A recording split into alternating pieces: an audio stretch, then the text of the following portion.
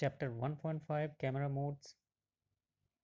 Every camera has certain parameters which can be controlled, like aperture, like shutter speed, like ISO, like different metering settings, different focusing techniques, different settings for controlling white balance, or settings related to flash photography settings.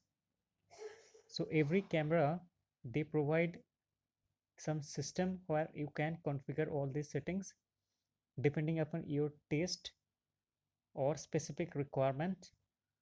So that is the objective of this particular chapter, how we can control different camera modes or different camera settings.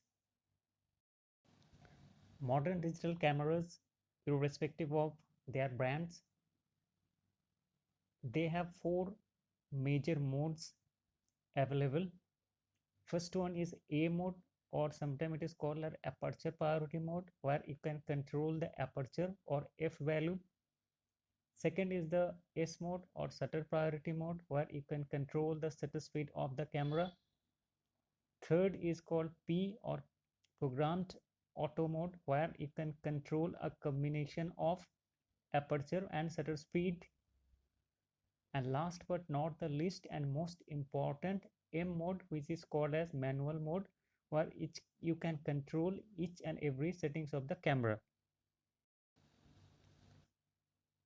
On mobile platforms, depending upon the cost of your mobile device, it is not always possible to have all four modes available, but they provide you some interfaces of some sort of settings or some sort of modes to control all this parameter, or to have all those features that can be used or that can be utilized using different modes.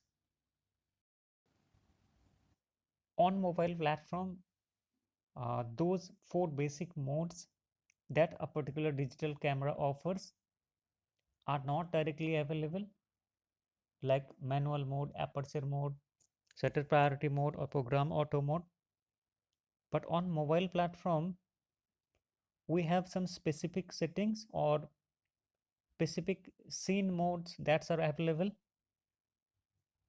like we'll have something like portrait mode, landscape mode, sports mode, night mode, night portrait mode, snow mode, sunset mode, fireworks mode, and backlit and flowers.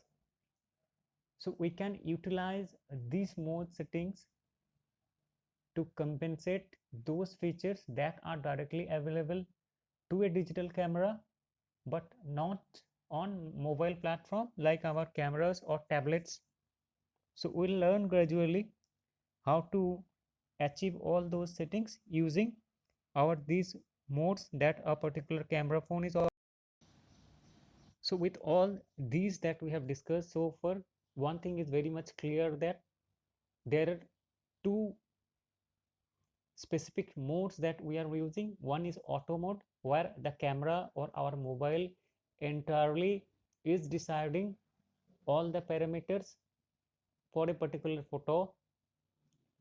And the second option is called as manual mode, where we are in a position to decide what will be the specific settings, and each and every parameter of a photo will be controlled by us, and thus we can achieve the desired exposure or the quality of the image or whatever settings we want as per our requirements, and will not be decided by the camera or phone itself.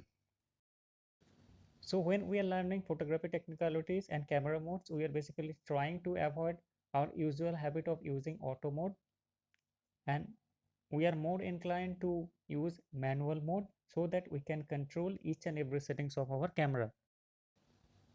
So all these settings and how to achieve all these settings will be discussed in detail in chapter 1.6, that is aperture and f-stop, depth of field, chapter 1.7, that is shutter speed, chapter 1.8, that is ISO, chapter 1.8 metering, chapter 1.10 focusing techniques, chapter 1.11 white balance, and chapter 1.13 flash photography.